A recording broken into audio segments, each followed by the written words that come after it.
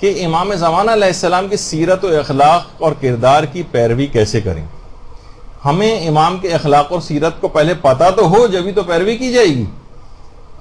دیکھیے امام کی علماء فرماتے ہیں کہ امام کی سیرت اور کردار کی جو ان کا جو سیرت اور کردار ہے اس کے اندر نمایاں ترین جو ان کا پہلو ہے سیرت کا وہ آپ کا علم ہے، وسیع ترین علم. اتنا زیادہ علم ہے امام زمانہ علیہ السلام کا کہ اللہم صلی علی محمد و علی محمد.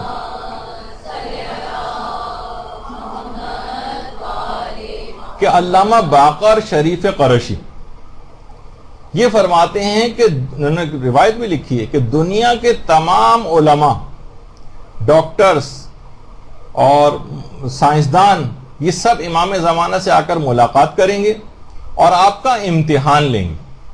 باقاعدہ اس طرح سے پوچھا جاتا ہے، آپ اس طرح سے ان کے تمام سوالات کے جوابات دیں گے کہ وہ سب کے سب آپ پر ایمان لے آئیں گے اور کوئی ایک بھی ایسا نہیں ہوگا جو آپ کی امامت کا قائل نہ ہو جائے. امام زمانہ کا اتنا وسیع ترین علم ہوگا دنیا کے اعتبار سے بھی، یعنی تمام سائنسدان، تمام ڈاکٹرز، تمام فلکیات کے ماہر آئیں گے اور باقاعدہ آ کر امام سے سوال جواب کریں گے کہ ہم دیکھیں کہ واقعی جو اپنے دعوے کے اندر سچے ہیں یا نہیں، کیونکہ امام تو ہر تمام علوم کا حامل ہوتا ہے. امام ایک ایک کو ایسا جواب دیں گے کہ وہ بالکل قانع ہو جائیں گے اور فوراً اسی وقت امام کے اوپر ایمان لے آئیں گے. اچھا، علم دین کے اعتبار سے بھی راوی سے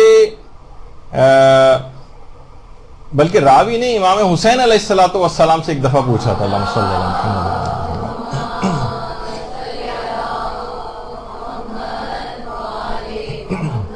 کہ مولا مہدی کی پہچان کیسے ہوگی، کس چیز کے ذریعے ہم ان کو پہچانیں گے. تو امام نے ایک جملہ فرمایا، حلال و حرام الہی کے علم کے ذریعے. یعنی علم دین کے اندر بھی وہ اتنا زیادہ گہرا علم رکھتے ہوں گے کہ ایک ایک حلال خدا اور حرام خدا کو انتہائی باریکیوں کے ساتھ اس کو بیان کریں گے. لہٰذا سیرت امام کیا بنی، سیرت امام کا کردار کیا بنا کہ علم دین اور علم دنیا دونوں کے اندر ایک کمال کو حاصل کرنا ہے. جب آپ کو امام کی سیرت یہ پتہ چلی کہ دنیاوی علم کے اندر بھی امام کا اتنا زیادہ کمال ہوگا اور علم دین کے اندر بھی اتنا زیادہ امام کا کمال ہوگا، تو ان کے ماننے والے پھر اس جہالت والی زندگی کو کیسے گزار سکتے ہیں. باقاعدہ احتجاج طبرسی کی جو روایت ہے کہ امام زمانہ علیہ السلام خود یہ بات جملہ ارشاد فرماتے ہیں کہ ہمیں شیعہ قوم کے جوہلا اور بے وقوفوں نے اور ایسے لوگوں نے جن کے دین کے مقابلے میں مچھر کا پر بھی بہت بھاری ہے، بہت اذیت اور تکلیف پہنچائی. دیکھیے باقاعدہ جملے، یا محمد ابن علی جو راوی امام نے اس سے فرمایا قد اذانا جوہلاء الشیعہ وحمقاؤہم، ہمیں شیعہ قوم کے جاہل اور احمق لوگوں نے بہت تکلیف پہنچائی. ومن دینہ جناح البعوضۃ ارجح منہ، جن کا دین ایک مچھر کے پر سے بھی زیادہ ہلکا ہے، یعنی ایک مچھر کا پر بھی ان کے دین سے زیادہ بھاری. دیکھیے جاہل اور احمق اپنی کم معلومات اور اپنی بہت سطحی معلومات کی وجہ سے دین کی کسی بھی منحرف اور چرب زبان مقرر سے متاثر ہو جاتا ہے، اس کے افکار کو اپنا جزو ایمان بنا لیتا ہے جاہل اور احمق ہونے کی وجہ سے. اور پاکستان میں کتنے ہی علاقوں میں اور دنیا کے مختلف علاقوں میں یہ سادہ لوح جو افراد ہیں یہ صرف اپنی کم علمی کے باعث ان افراد کے ہتھے چڑھ جاتے ہیں، اور ممبروں پر یہ جو جاہل خطیبوں کا قبضہ ایک لحاظ سے ہو گیا ہے، اور وہ جو کرتب اس پہ اوپر بیٹھ کر دکھاتے ہیں اور حاضرین کو گویا اپنی انگلیوں کے اوپر نچاتے ہیں. دیکھیے کوئی نہ کوئی ہنر تو پایا جاتا ہے نا، ایسے تو کوئی کسی کے پیچھے نہیں لگ جاتا ہے. ان کی بہت سی منفی صلاحیتوں کا تو انکار نہیں کر رہے ہم، تو بہرحال اپنی انگلیوں کے اوپر وہ لوگ اس طرح سے نچاتے ہیں. تو یہ تمام باتیں امام زمانہ کے قلب سلیم کو سخت ناگوار گزرتی ہیں، انہیں اذیت پہنچاتی ہیں. اور سوچئے کہ کتنی صدیاں ہو گئیں امام غائب ہیں، نہ جانے ایسے کتنی ہی جاہل اور احمق شیعوں نے امام کو کتنی اذیتیں پہنچائیں. امام خود فرماتے ہیں کہ مجھے جاہل اور احمق شیعوں نے شدید اذیت پہنچائی. اور کتنا امام کے دل کو ان لوگوں نے غمگین کیا ہوگا. تو امام کی سیرت علمی کے اوپر عمل کرنا ہے، علم دین ہو یا علم دنیا ہو، اس کے اندر خوب محنت کرنی ہے. تو پھر یہ کہا جائے گا کہ ہاں آپ نے امام کی سیرت پر اور ان کے کردار پر عمل کرنے کی کوشش کی. یہاں تو لوگ سوچتے ہیں کہ اچھا کیا ہم امام جتنا علم گویا ہم ان کے مقابلہ اور برابری کریں گے. مقابلہ اور برابری آپ کو نہیں کرنا ہے، آپ کو پیروی کرنا ہے ان کی سیرت کی. تو یہ ایک بہت بڑا مسئلہ ہے کہ امام نے خود اس بات کو سختی کے ساتھ ناپسند کیا ہے کہ مجھے جاہل شیعہ نہیں چاہیے، مجھے احمق شیعہ نہیں چاہیے.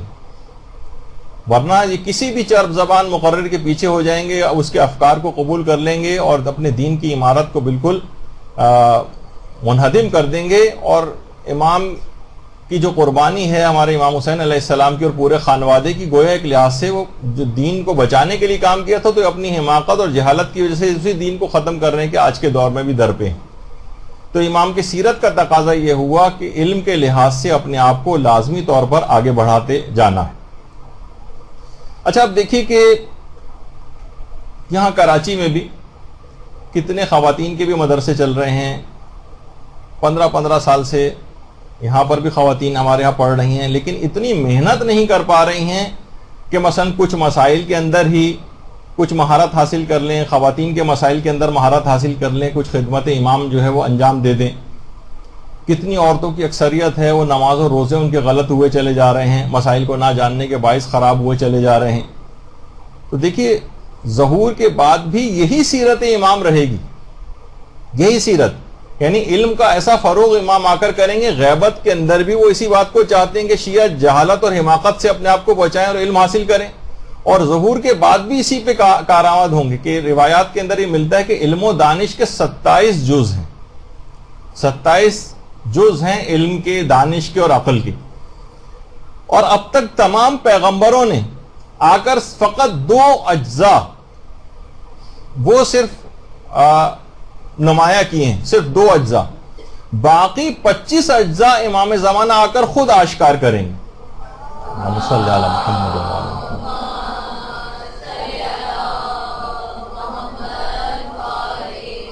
اتنا زیادہ علم دیں گے، اتنا زیادہ علم دیں گے کہ لوگوں کی عقلیں بھی کامل ہو جائیں گی، علم بھی گویا کامل ہو جائے گا علم کے فروغ کے اعتبار سے. اور اس کا اظہار خود سیرت امام زمانہ کے اندر ہی موجود ہے علم کے فروغ کے اعتبار سے. اور 5ویں امام تو یہ جملہ بھی ارشاد فرماتے ہیں کہ اس زمانے میں عورتوں کا علم اس قدر زیادہ ہو جائے گا کہ گھر میں بیٹھنے والی پردہ نشین عورتیں وہ فتوے دیا کریں گی اور باقاعدہ مقدمات کے فیصلے کریں گی، قضاوت کریں گی.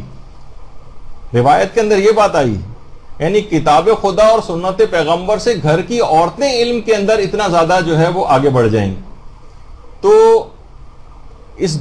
اب جو غیبت کا پیریڈ چل رہا ہے اس کے اندر خواتین کو علمی اعتبار سے بھی بہت زیادہ آگے جانے کی کوشش کرنی چاہیے. اور یہ فقط یہ نہ سوچ کے بیٹھ جائیں کہ بھئی علم و دانش کا کام ٹھیک ہے، جس وقت امام آئیں گے اس وقت ہوگا، دیکھا جائے گا، اس وقت امام زمانہ خود ہی کر لیں گے جب آئیں گے. تو یہ تو ان کی اپنی ذمہ داریوں میں سے کہ ہم بیچارے کیا کر سکتے ہیں. نہیں، جو اس زمانے کے اندر غیبت کے اندر جو اپنے فریضے کو ادا کر رہا ہوگا وہ اس زمانے میں بھی بڑھ کر فریضے کو ادا کرے گا. جو اس زمانے میں سست اور کاہل کے طور پر بیٹھا رہے گا، ٹی وی ڈراموں کے اندر مست رہے گا، شاپنگوں اور بازاروں اور ٹیلروں کی دکانوں کے چکر کاٹتا رہے گا، اس زمانے میں کسی خدمت کے لیے اس کو نہیں اٹھایا جائے گا. تو دیکھیے غیبت کے زمانے میں ایسا کردار اپنا بنانا ہے کہ ظہور امام کے بعد آپ ان کے زمانے ظہور میں زندگی گزارنے کے قابل ہو سکیں. اس غیبت کا زمانہ تیاری کا زمانہ ہے، ظہور کے بعد تیاری نہیں ہے. زمانے غیبت میں تیاری کرنا ہے، وہ تو پھر عمل کا اور ایکشن کا دور شروع ہو جائے گا.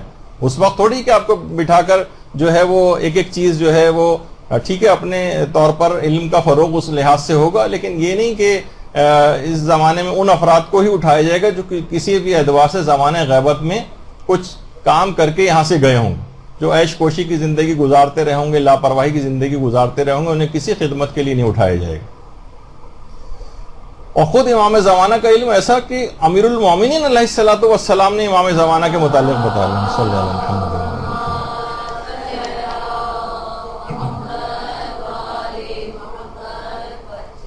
کہ وَآتَرُكُمْ عِلْمًا، ان کا علم بہت وسیع ہے۔ کون یہ بات کہہ رہا ہے؟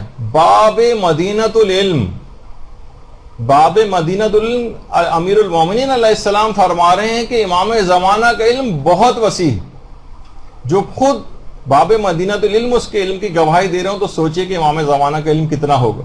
برحمتك يا أرحم الراحمين وصلى الله على محمد وآله الطاهرين